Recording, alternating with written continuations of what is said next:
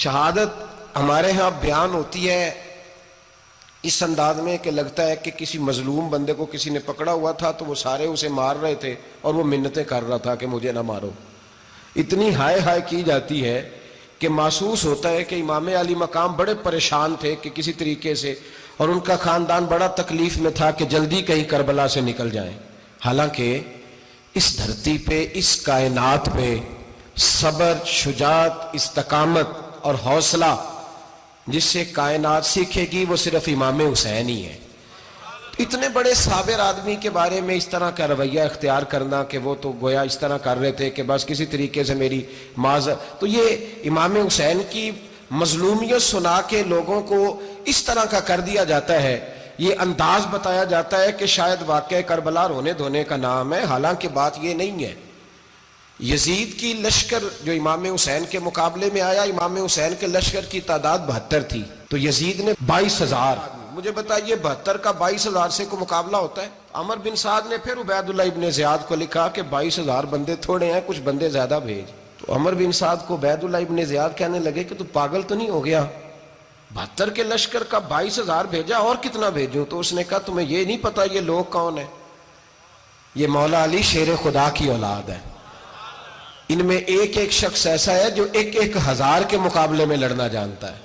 تو یہاں کمزوری دکھائی جاتی ہے. ہمارے بچے سمجھنے لگے ہیں کہ یہ شاید کوئی ایسی داستان ہے، اور اس طرح کا ماحول ٹی وی پہ میں دیکھ رہا تھا، اس طرح کا ماحول بنایا جاتا ہے جیسے کوئی خوف ہے. یعنی واقع کربلا کوئی ایسا واقعہ جسے دیکھ کے خوف طاری ہو جائے، بچے راتوں کو ڈریں. وہ اکیلے درخت دکھائے جا رہے ہیں اور تیر دکھائے جا رہے ہیں. او یار، کیا قوم کی تربیت کر رہے ہیں؟ واقعہ کربلا حوصلے کا نام ہے، دلیری کا نام ہے. سنیں بات اصل میں کیا تھی، بڑے ٹھنڈے دماغ سے میری بات کو سمجھیے گا. حضرت مولا علی شیر خدا کے بعد مسلمانوں کے متفقہ امیر بنے تھے حضرت امیر معاویہ. انہیں امیر کس نے بنایا تھا؟ امام حسن نے، حضرت علی کے بڑے صاحبزادے. حضرت امام حسن نے ان سے صلح کی، انہیں خلافت دی، اور صحیح بخاری میں نبی پاک نے فرمایا تھا میرا بیٹا حسن سردار ہے، جب مسلمانوں کی جماعتوں میں لہو بہ جائے گا تو حسن ان کی صلح کرا دے گا. وہ صلح امام حسن نے کرائی، جناب امیر معاویہ امیر بن گئے. حضرت امیر معاویہ رضی اللہ تعالیٰ عنہ بڑا پیار کرتے تھے نبی پاک سے، بڑا احترام کرتے تھے حضور کے خاندان کا. ان کی جو اجتہادی خطائیں ہیں وہ اپنی جگہ پہ موجود ہیں. چونکہ امام حسن نے ان سے صلح کر لی، لہذا ہم بھی ان کے بارے میں کوئی جملہ کہنے کے مجاز، ہماری مجبوری امام حسن ہے. اس لیے کہ جسے امام حسن صحیح کہے پھر امام حسن کے ماننے والے کو اسے غلط نہیں کہنا چاہیے.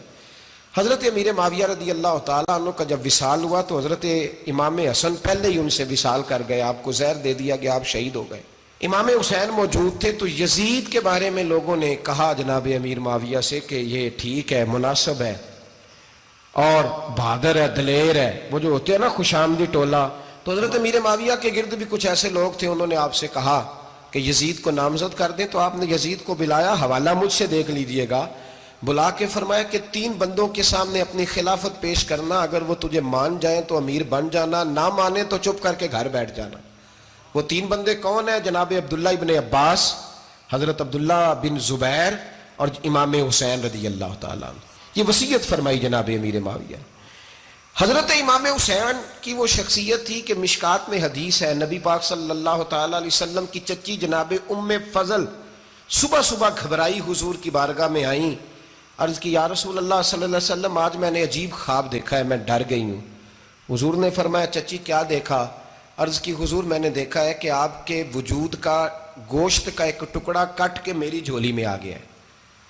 حضور یہ کیا ہے؟ تو محبوب خواب سن کے مسکرائے، فرمایا چچی یہ پریشانی والا خواب نہیں، یہ تو خوشی والا خواب ہے.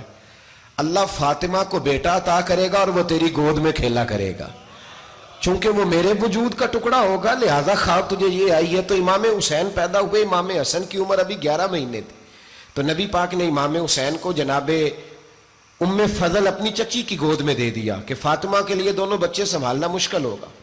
وہ خواب اس طرح پوری ہوئی. امام حسین سے حضور نے بڑا پیار کیا، بڑی محبت فرمائی نبی پاک سے. کچھ حدیثیں میں نے جمعے میں عرض کی تھیں. حضرت ابو ہریرہ رضی اللہ تعالیٰ عنہ کہتے ہیں یہ واحد بچہ تھا حضور کے گھرانے کا کہ میں نے دیکھا کہ نبی پاک صلی اللہ علیہ وسلم بیٹھے تھے تو یہ حضور سے کہہ رہے ہیں، نبی پاک سے، کہ نانا جی اٹھ کے کھڑے ہو. کہتے ہیں حضور کھڑے ہو گئے تو کہنے لگے میں نے آپ کے برابر جانا ہے. بچے جو مرضی ضد کر لیتے ہیں نا. قد چھوٹا تھا, عمر 7.5 سال تھی. کہنے لگے نانا میں نے برابر جانا ہے. تو نبی پاک صلی اللہ علیہ وسلم نے ہاتھ پکڑ لیے, فرمایا چل پھر ہو جا برابر.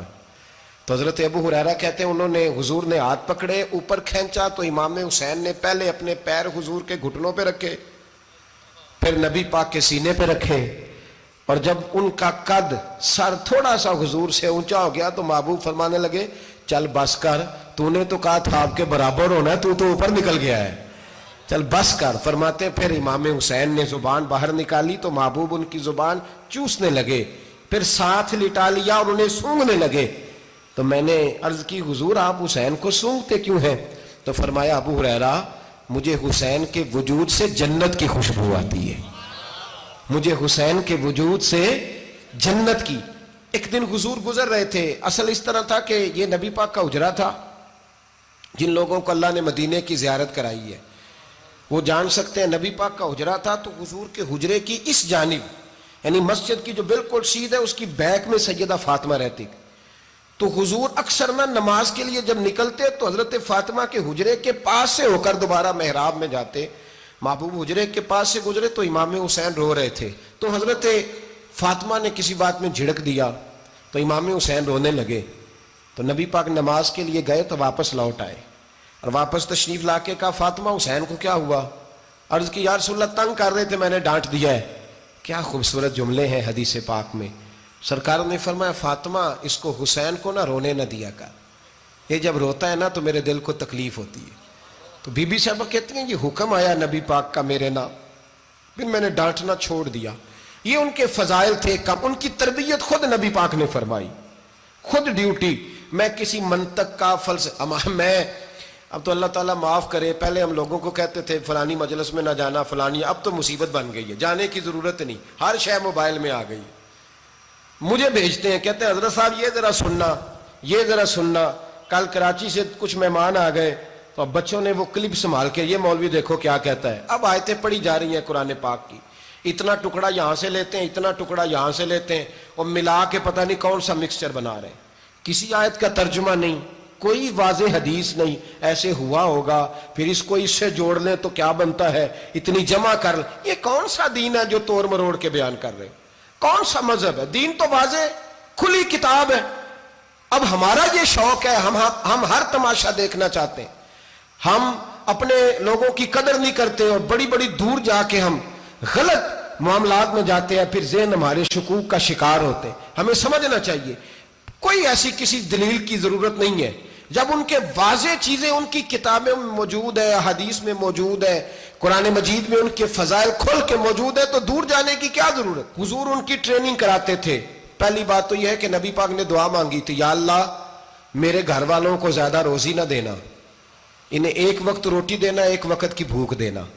یہ جو 10 دن کربلا میں انہیں ٹینشن نہیں نہ ہوئی, انہیں عادت تھی فاقہ کرنے کی, انہیں 3 دن وصلی روزے رکھنے کی عادت تھی. پہلی بات. دوسرا یہ کہ جہاد کی تربیت حضور خود کراتے تھے.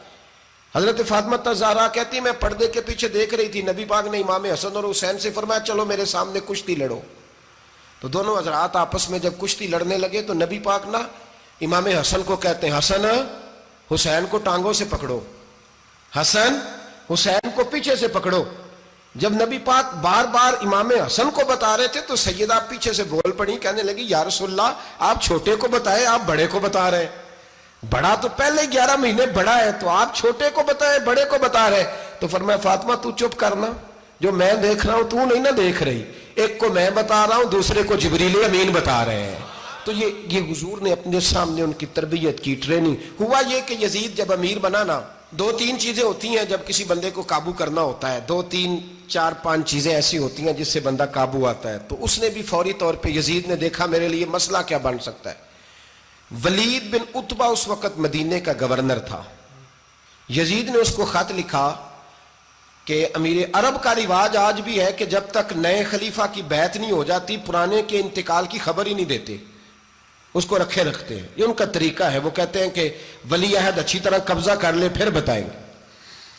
حضرت امیر معاویہ کا وصال ہو گیا, بتایا نہیں. یزید نے اب کیا کیا, چونکہ بڑا چلاک آدمی تھا, بڑا شاطر تھا, بڑا تیز تھا, اس نے ولید کو خط لکھا, کہنے لگا کہ فوری طور پہ عبداللہ ابن عباس کو بلاؤ اور اسے کہو میری بیعت کریں.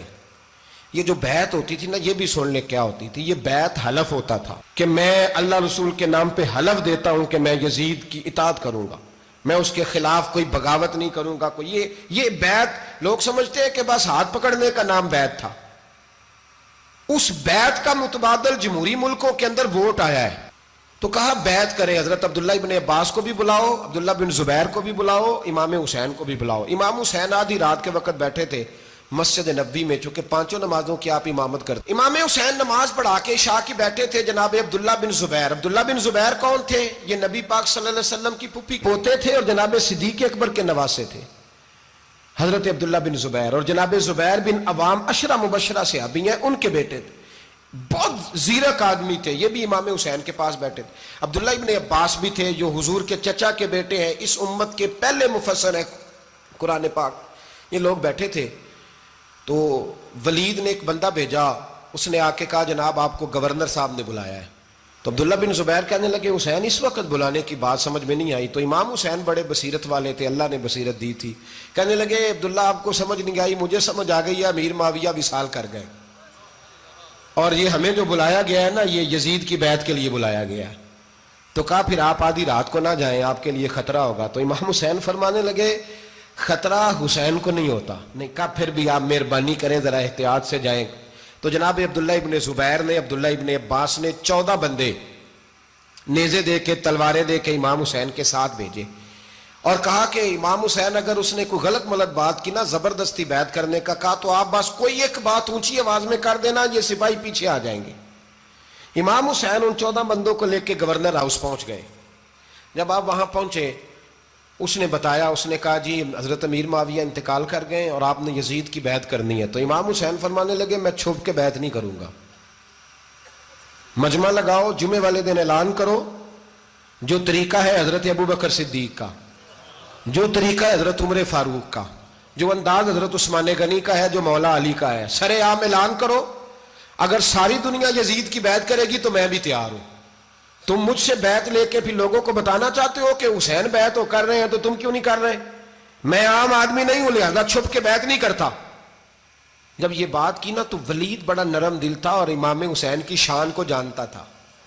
وہ جانتا تھا یہ نبی پاک کا خاندان ہے. اس نے کہا جی مجھے تو حکم تھا، باقی آپ حضور کے نواسے ہیں، میں کر کچھ. وہاں ایک بڑا بدبخت شخص بیٹھا تھا، عبد الملک بن مروان. وہ ولید سے کہنے لگا کہ اگر حسین آج تمہارے ہاتھ سے نکل گئے تو تمہارے لیے بہت بڑا مسئلہ کھڑا ہو جائے. انہیں جانے نہ دینا، یا بیعت کراؤ یا ان سے کہو جنگ کے لیے تیار ہو. تو امام حسین رضی اللہ تعالیٰ عنہ کے کانوں میں آواز گئی تو فرمانے لگے ابن مرجانہ، اگر تیرے اندر جرت ہے تو آ سامنے حسین کے، اس کے کانوں میں باتیں نہ کر، کانا پھوسی نہ کر، باہر آ میدان میں، شرارت نہ کر، باہر آ، میں تمہیں ابھی بتاتا ہوں کہ حسین سے مقابلہ کرنے کا انجام کیا ہے. یہ کہہ کہ امام حسین باہر نکلے، اپنے بھائی محمد بن انفیہ کو بلایا، عبداللہ بن زبیر، عبداللہ ابن عباس، ڈھیر سارے لوگ کٹھے ہو گئے. فرمایا یہ معاملہ ہے، اب کیا کرنا ہے؟ تو وہ کہنے لگے حضور وقت ابھی مناسب نہیں ہے، آپ اس طرح کریں یہاں رکے، ہم مکے سے، عراق سے، کوفے سے لوگوں کو بلاتے ہیں، یہاں ایک بڑی مجلس مشاورت قائم کرتے ہیں. امام حسین فرمانے لگے اگر تم مشاورت قائم کرو گے تو ولید اور عبد الملک بن مروان وہ تو جنگ کرنے کو تیار ہے، اور نبی پاک نے فرمایا ایک مینڈا ہوگا جس کی وجہ سے مدینے کی گلیوں میں لہو بہے گا. فرمانے لگے میں وہ بکرا، وہ مینڈا نہیں بننا چاہتا. کہا پھر آپ کیا کریں گے؟ تو امام حسین رو پڑے. فرمانے لگے میں مدینہ چھوڑ جاؤں گا لیکن مدینے کی حرمت پامال نہیں ہونے دوں گا. امام علی مقام آدھی رات کے وقت نکلے. سیدہ فاطمہ کا دروازہ ایک اس دن تھا جس دن حضرت مولا علی کوفے چلے گئے تھے، اور دوبارہ آج تالا لگا جب امام حسین نکلے. آپ جنت البقیع کے پیچھے کھڑے ہو کے حضور کا روضہ دیکھنے لگے. اس وقت گنبد تو نہیں ہوتا تھا، روضہ دیکھنے لگے. نانا تیرے کرم کے خزینے کی خیر ہو، میں جا رہا ہوں تیرے مدینے کی خیر ہو. سارا خاندان لے گئے، مکے تشریف لے گئے. حج کے ایام قریب آنے والے تھے. امام حسین نے وہاں لوگوں سے باتیں کی. جب امام حسین وہاں پہنچے تو کوفے سے خط آنے لگے. کوفہ حضرت علی کا دارالخلافہ تھا، وہاں آپ کے محبین، پیار کرنے والے ڈھیروں تھے. انہیں خط لکھے کہ حضور آپ چپ کر کے بیٹھے ہوئے ہیں اور ہمارے اوپر یزید مسلط ہو گیا ہے. آپ اگر میدان میں نہیں نکلیں گے، آپ نہیں آئیں گے تو ہم اللہ کی بارگاہ میں شکوہ کریں گے کہ کوئی ہماری کمان کرنے کو تیار ہی نہیں ہوا. اور وہ خط 1 2 3 نہیں آئے, وہ خط اتنے تھے کہ 3 بوریوں میں بھرے تھے امام حسین نے, 3 بوریوں میں. اب مجبوری ہو جاتی ہے, حق کے لیے کئی دفعہ بات کرنا مجبوری ہوتی ہے, اگر نہیں کرے گا تو پھر اس کو بھی قبر میں جواب دینا پڑے گا. امام علی مقام رضی اللہ تعالیٰ عنہ نے مکے میں اب لوگوں کو جمع کیا مشورے کے لیے. ہر بندے نے کہا حضور وہ بلا تو رہے ہیں پر اپنے وعدوں کے پکے. کہا حضور وہ پکے نہیں, آپ نہ جائیں. ہر بندے نے کہا حالات ٹھیک نہیں, حالات گراؤنڈ ریالٹی صحیح نہیں. یہی مشورہ آج بھی ہر بندہ دیتا ہے, ابھی حالات نہیں. اتنے خراب حالات کبھی نہیں ہوئے تھے جتنے امام حسین کے دور میں تھے. لیکن فرمایا میں دین کے خلاف غلط حکمران کو مسلط ہونے کی اجازت, بول کے بتائیے, بول کے, غلط حکمران کو مسلط ہونے کی اجازت, مزاحمت کروں گا, مخالفت کروں گا. امام کہنے لگے کوئی بات نہیں, وہ میرے ساتھ چلے نہ چلے لیکن میں کوفے جاؤں گا. وہ لوگ میرے ساتھ کھڑا ہونے کو تیار ہے تو وہ جھوٹ ہے یا سچ ہے پر میں چلوں گا. جب امام علی مقام نے اصرار فرمایا تو جو آپ کے قریبی صحابہ کرام کی اولادیں تھی ساری, یہ بھی اب بیماری ہے. کچھ لوگ کہتے ہیں جی صحابہ نہیں ساتھ چلے, تو میں کہتا ہوں اہل بیت نبوت کے تو کل افراد 21 تھے, تو 72 میں باقی اولادیں کس کی تھی؟ وہ ساری صحابہ کی اولادیں تھیں. وہ سارے, پتہ نہیں کیوں اس طرح کا فلسفہ بیان کیا جاتا ہے جس میں حالات خراب ہو. حضرت سیدنا امام علی مقام کو جب بہت زیادہ کہا گیا نا, تو امام حسین رضی اللہ تعالیٰ انہوں نے فرمایا چلو میں ایک کام کرتا ہوں, مسلم بن عقیل کو بھیجتا ہوں.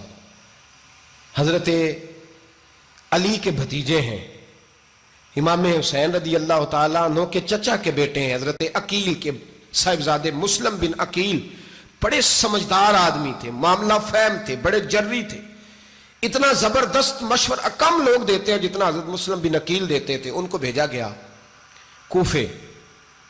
اب اس میں بڑی تفصیل ہے, وہ اپنے 2 بچے بھی لے گئے. جب وہ کوفے پہنچے نا, تو کوفے پر جناب نعمان بن بشیر کی حکومت تھی.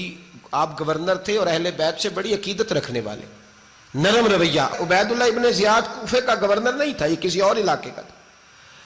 جب آپ وہاں پہنچے تو نعمان بن بشیر نے دیکھا کہ حضرت مسلم بن عقیل آئے ہیں, تو لوگ دوڑے ان کی بیعت کرنے, بھاگے. اتنے لوگ جمع ہوئے کہ ایک دن میں 17,000 آدمی نے بیعت کر لی. کتنے بندے جی؟ 17,000 آدمی ایک دن آیا. اب وہ جو امام مسلم بن عقیل کے وہاں نعرے لگانے والے تھے, کہنے لگے حضور یہ پہلے دن کی کارکردگی ہے, 2-4 دن میں دیکھیے کیا ہوتا ہے. 2-4 دن میں کیا ہوا, 40,000 آدمی نے بیعت کر لی. اب وہ 40,000 بندہ تیار ہو گیا. ادھر سے جو یزید کے وفادار تھے انہوں نے خط لکھا یزید کو کہ تو نے بڑا نرم آدمی گورنر بنایا ہے اور 40,000 بندہ چلا گیا حسین کی طرف. اگر ایک دن مسلم بن عقیل اور رہے تو جو تمہارا گورنر بیٹھے ہیں نا جناب نعمان بن بشیر, ان کو گورنر ہاؤس سے نکال کے مسلم بن عقیل قبضہ کر لیں گے. تو چپ کر کے بیٹھا ہے. یزید بڑا تیز تھا, اس نے ایک آدمی گھوڑے پہ دوڑایا.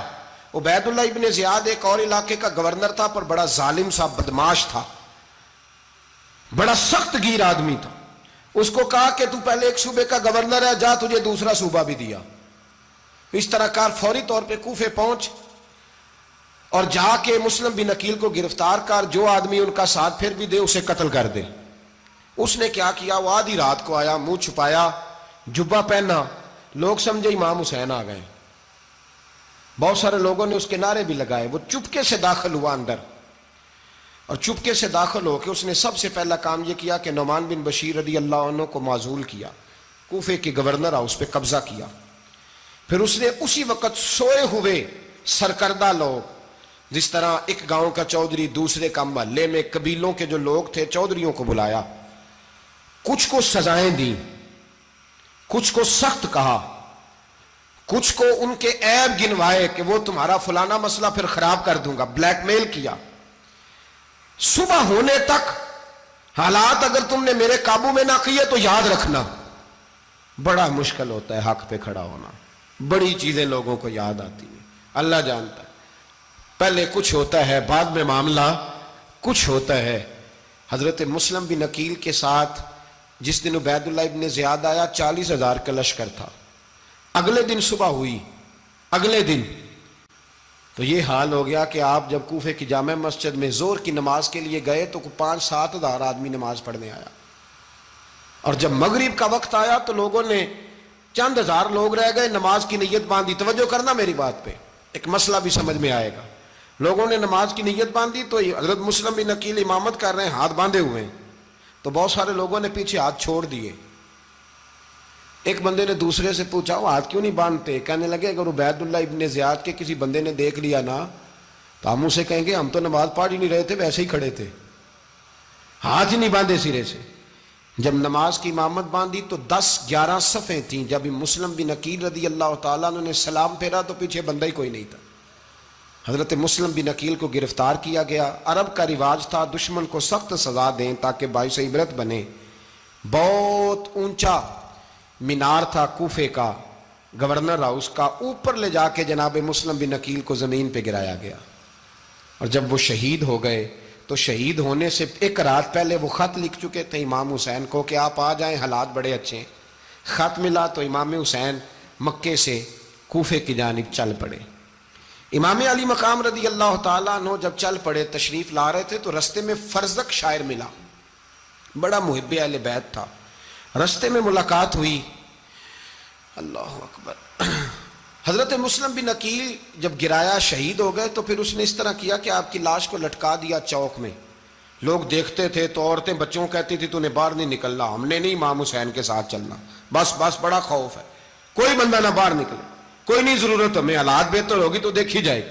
آج کتنے لوگ ہیں, کتنی دیگیں پکی, کتنی نیازیں بٹی, کیا کچھ ہوا. آپ ناراض نہ ہونا, میں آپ میں سے ہوں, آپ مجھ سے ہیں, یہ بات آپ کی نہیں میری سب کی ہے.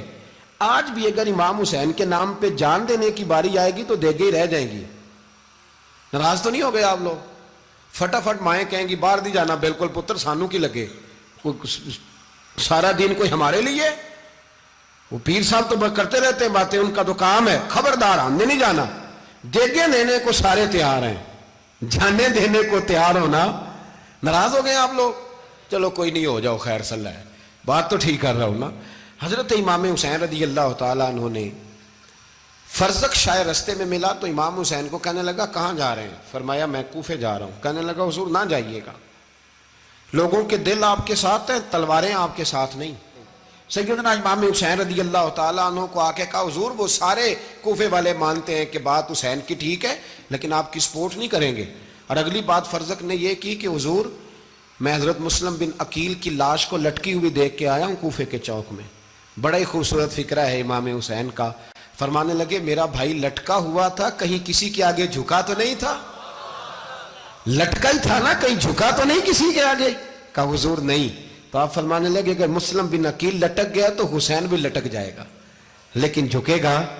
حضرت امام حسین تشریف لائے, بچوں سمیت آئے. حر بن یزید ایک شخص تھا. حر بن یزید ایک مختصر سا لشکر لے کے اس نے امام حسین کو ایک جگہ پہ روکا, پھر دوسری جگہ پہ روکا, بالآخر تیسری جگہ پہ روکا. تو امام حسین نے فرمایا جگہ کون سی ہے؟ کہا حضور کرب و بلا. فرمایا بس یہی خیمے لگا دو, یہی. حضرت سیدہ زینب نے پوچھا امام حسین سے کہ سارے زمانے نے روکا ہے, ٹھیک ہے آپ حق پہ ہیں, یہ بھی سب نے کہا آپ حق پہ ہیں, پر روکا بھی سب نے, آپ روکے کیوں نہیں؟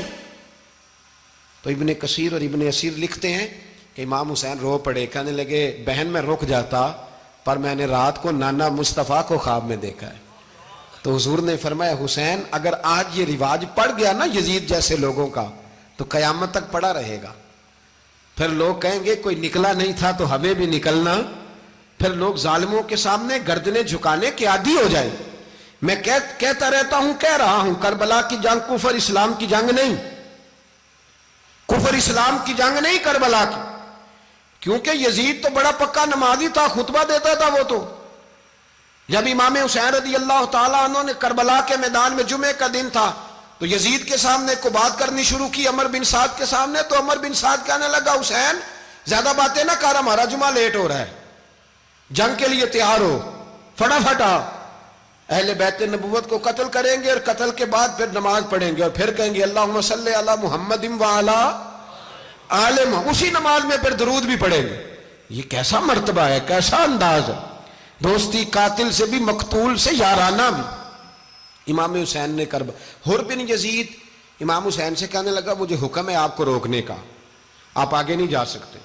امام صاحب نے فرمایا وجہ زمین اللہ کی ہے. اس نے کہا آپ بیعت نہیں کر رہے, یزید کی حالات آپ کے حق میں درست نہیں ہیں, آپ نہیں جائیں گے. امام روک گئے.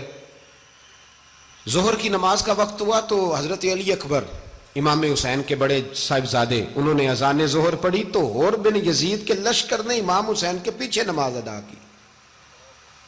کہا بھئی تم مقابلے میں آئے ہو, نماز پیچھے پڑھتے ہو؟ کہا حضور مقابلہ تو تلواروں سے کر رہے ہیں, پر ہمارا دل تو مانتا ہے نا کہ مصطفیٰ کا نواسہ بڑی شان والا ہے. حر بن یزید نے 3 نمازیں لشکر سمیت امام حسین کے پیچھے پڑھی ہیں, 3 نمازیں, ظہر اثر اور مغرب. پھر امام حسین کے سامنے شرائط پیش کی کہ آپ کو یہاں گھیر لیا گیا ہے, یہاں آپ بیعت کریں گے, یہاں جنگ کریں گے, 2 ہی باتیں. امام حسین نے فرمایا نہیں بھائی بیعت تو میں نہیں کرتا, اس کے علاوہ تم جو کہتے ہو میں کرنے کو تیار ہوں. اس نے خط لکھا, عبید اللہ ابن زیاد کو ایک بندہ دوڑایا پیچھے, کوفے چند میل پہ کوفہ تھا. کہا وہ نہیں مان رہے, کیا کرنا ہے؟ تو حسین ابن علی ہے, میں زیادہ دیر انہیں روک بھی نہیں سکتا. انہوں نے پیغام دیا حر بن یزید کو کہ کرنا کچھ بھی نہیں, ان کا پانی بند کر دو, بلیک میل کرو, کھانا پانی نہیں ملے گا, چھوٹے چھوٹے بچے ہیں, خود ہی مان جائیں گے. حضرت امام علی مقام کے بارے میں حر کے پاس جب یہ پیغام آیا تو حر کہنے لگا میری طبیعت نہیں مانتی حسین پر پانی بند کروں, دل نہیں مانتا. جب یہ لفظ کہے نا دوبارہ تو پھر عبید اللہ ابن زیاد نے عمر بن سعد کو 10,000 آدمی دے کے بھیجا. کہا حر بن یزید لچک دکھا رہا ہے حسین کے حق میں. ایک رے کا علاقہ تھا, بڑی وہاں فصل ہوتی تھی, لوگ کوشش کرتے تھے وہاں کا گورنر بننے کی, کوشش کرتے تھے. تو عبید اللہ ابن زیاد کہنے لگا تمہیں رے کی گورنری ملے گی, سب سے سرسبز و شاداب علاقہ, تمہیں وہاں کا گورنر بنایا جائے گا اگر حسین کے خلاف لڑو گے. یہ اتنی زبردست ہوتی ہیں گورنریاں کہ گورنریوں کے لیے لوگ نسل رسول کے خلاف بھی نکل آتے ہیں. یہ اتنی تگڑی ہوتی ہیں, اتنی جلدی وفاداریاں بدلتی ہیں. وقت اتنا نہیں کہ میں مزید تفصیل میں جاؤں. امام حسین کو روک لیا گیا, عمر بن سعد نے روک لیا. 1 محرم کو امام آئے, 7 محرم تا روکا گیا, 7 محرم کو پانی بند کر دیا. جانور پانی پیتے تھے, گھوڑے پیتے تھے, کتے پیتے تھے, لیکن مصطفیٰ کے گھرانے کو پانی پینے کی اجازت. 3 دن تک پانی بند رہا. 9 محرم کو عمر بن سعد نے اور لوگ بلائے. شمر ایک بڑا سخت آدمی تھا, سنگ دل بدبخت, جس نے حضرت علی اصغر کے گلے پر تیر مارا تھا, وہ اور لشکر لے کے آیا. رات کو کہنے لگا امام حسین رضی اللہ تعالیٰ عنہ سے کہ بس بڑا ہو گیا, یہ 9-10 محرم کی درمیانی رات, یہاں آپ جنگ کریں گے یا آپ بیعت کریں گے, 2 ہی باتیں. امام حسین اندر گئے, سیدہ زینب سے مشورہ کیا, باہر آئے, فرمایا بات وہی ہے جو پہلے دن والی ہے. امام حسین رضی اللہ تعالیٰ عنہ نے فرمایا بھئی بیعت تو میں نہیں کرتا, باقی جو تمہارا پروگرام ہے. شمر اور ابن سعد کہنے لگے پھر جنگ کے لیے تیار ہو جائیں. کیا انداز ہے امام حسین کا. فرمانے لگے کل جنگ کروں گا, مجھے پتا تو ہے جنگ کا نتیجہ کیا نکلنا ہے, 1 رات مجھے دے دو تاکہ میں کھل کے اپنے رب کی عبادت تو کر لوں. حسین نے جانا ہے, مجھے پتا ہے کل رزلٹ 72 اور 22,000 کا کیا 1 رات مجھے دو, میں مالک سے راز نیاز تو کروں. میں گویا اس سے پوچھوں تو صحیح کہ مالک میرے والد بھی شہید ہیں, بھائی بھی شہید ہیں, نانا کو بھی دکھوں میں دیکھا ہے, تو اب میری باری ہے تو مالک میں حاضر ہوں, مجھے موقع تو دو. اس لیے کہ میرے نانا نے بدر میں بھی ساری رات عبادت کی تھی, صبح مجھے موقع دو. اور دنیا کا اصول ہے جب کوئی موقع مانگتا ہے تو دیا جاتا ہے. یہ دونوں کہنے لگے کوئی موقع نہیں. حر بن یزید پیچھے سے بولا, کہنے لگا نہیں بدتمیزی نہ کرو, حسین کو موقع دو, تمہیں دینا پڑے گا. موقع دیا.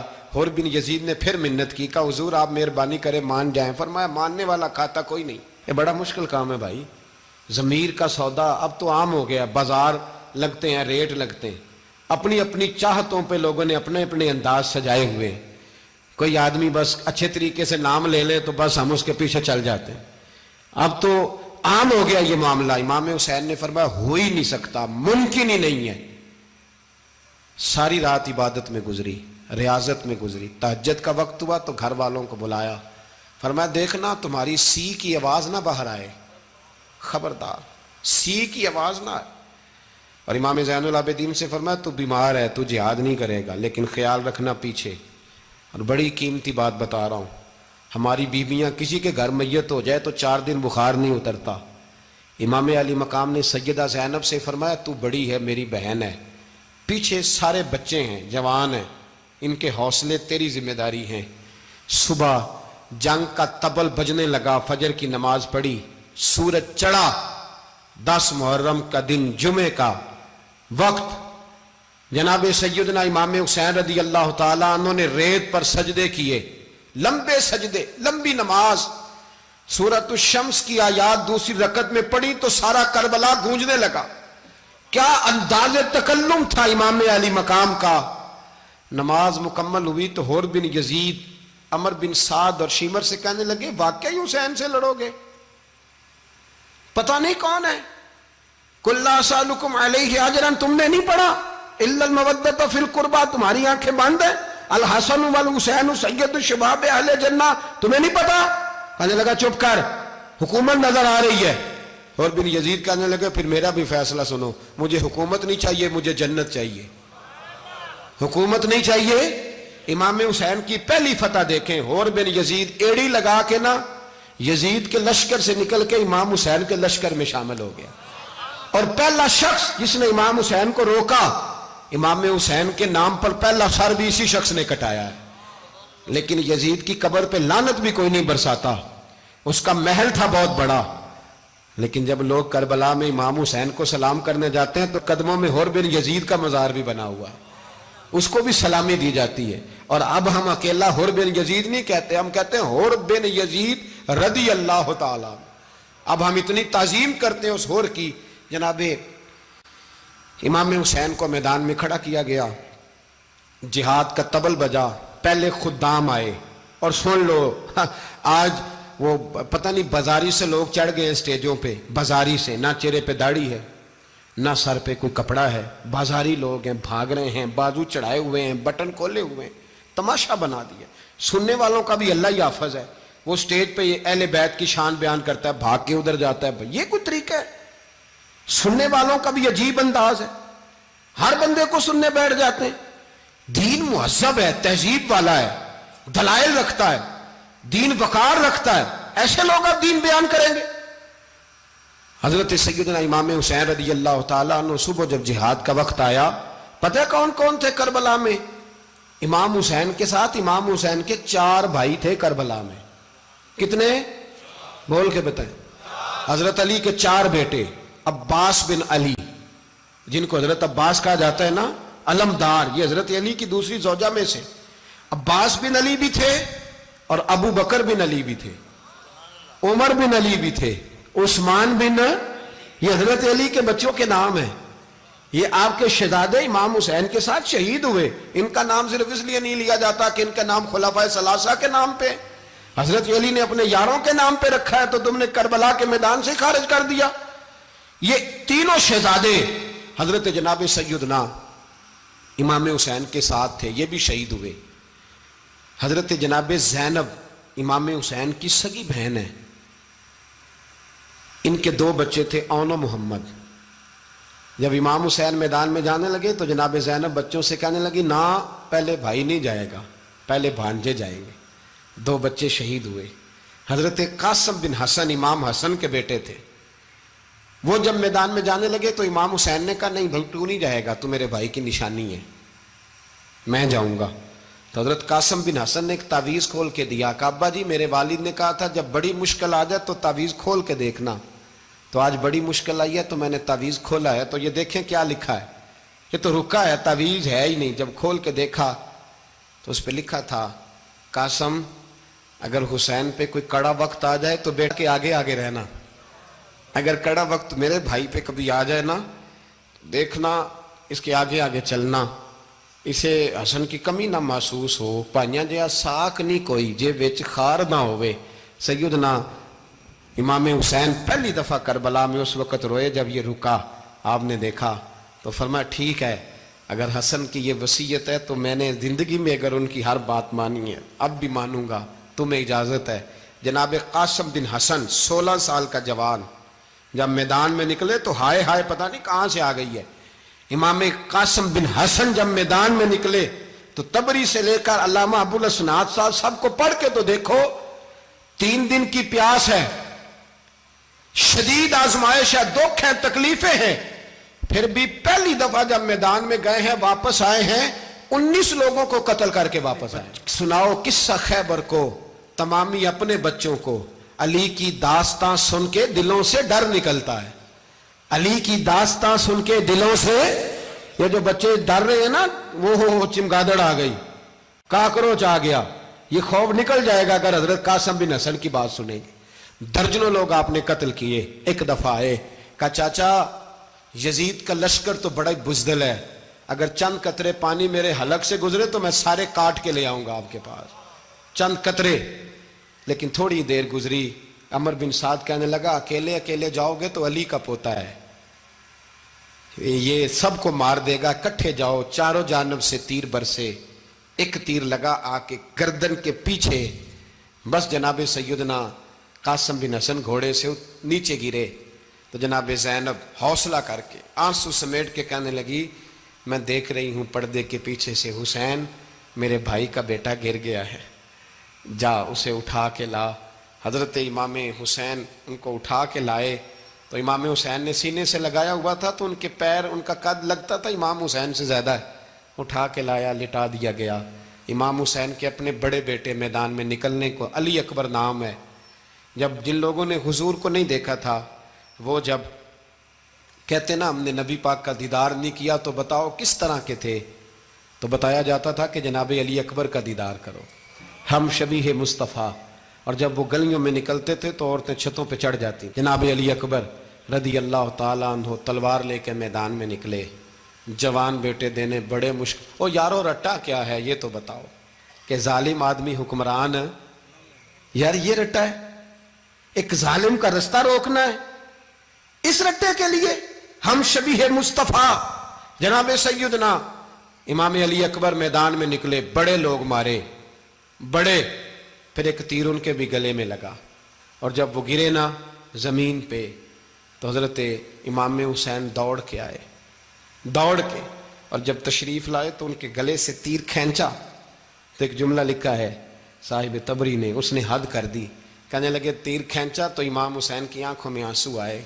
کہنے لگے کاش جناب ابراہیم آج میرے سامنے ہوتے تو میں انہیں کہتا کہ آپ نے تو بیٹا ذبح کرتے وقت آنکھوں پہ پٹی باندھی تھی، دیکھو میں کھلی آنکھوں سے بچے ذبح کر رہا ہوں، کھلی آنکھوں. کاش جناب ابراہیم خلیل ہوتے تو انہیں کہتا. جناب علی اکبر بھی شہید ہوئے. حضرت علی اصغر کو تو اچانک اٹھایا تھا امام حسین، باہر نکلے تو گردن پہ تیر لگا تو 6 مہینے کا بچہ وہ بھی شہید ہوا. خون اچھالا آسمان کی طرف تو کہا مولا دیکھ لے میں نے 6 مہینے والا بھی نہیں بچایا، وہ بھی دے دیا ہے. پھر حضرت عباس کو بیٹیوں نے کہا کہ اب نہ، کچھ کہتے ہیں پہلے شہید ہوئے، کچھ نے لکھا بعد میں، کہ اب ہم سے پانی کے بغیر نہیں رہا جاتا. تو جناب عباس پانی کا مشکیزہ لے کے نکلے باہر، ایک ہاتھ کٹا، دوسرے پہ مشکیزہ وہ بھی کٹا، پھر پانی تو بھر لیا تھا لا نہ سکے، پھر گردن کٹی تو شہید ہوئے. بچوں کی بھی شہادت ہوئی. پر جب ان کا لاشا اٹھایا تو امام حسین کہنے لگے مولا اب نہ حسین کی کمر کمزور ہو گئی ہے، اب کمزور ہو.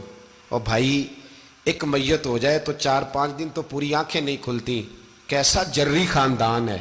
تھوڑی دیر گزری تو امام علی مقام نے پٹکا باندھا، سر پہ دستار باندھی، مولا علی کی تلوار پکڑی، نبی پاک کا امامہ باندھا اور گھوڑے پہ سوار ہوئے تو کہنے لگے زینب گھر تیرے حوالے اور میں اللہ کے حوالے، گھر تیرے حوالے اور میں. اور پھر امام حسین نکلے، امام علی مقام نکلے. راوی کہتے ہیں کہ یہ جلوہ پہلے بھی بڑے سونے تھے پر آج جو رنگ دیکھا وہ کبھی نہیں دیکھا. کیا انداز تھا، جدھر جاتے نعرہ لگاتے تو حد ہو جاتے. اتنے لوگ امام حسین نے کاٹے، اتنے کاٹے، پھر واپس پلٹ کے آئے اور کہنے لگے زینب ذرا پردے کے پیچھے سے دیکھ تو صحیح میری بہن، ان بزدلوں کو جرت ہی نہیں ہو رہی حسین کے مقابلے میں آنے. ایک دوسرے کو دھکا دیتے، تو جا تو جا. پھر اکٹھے وار ہوئے. یہ کون ہے کٹا ہوا، لباس ہے پھٹا ہوا، یہ بال یقین حسین ہے، نبی کا نور عین ہے.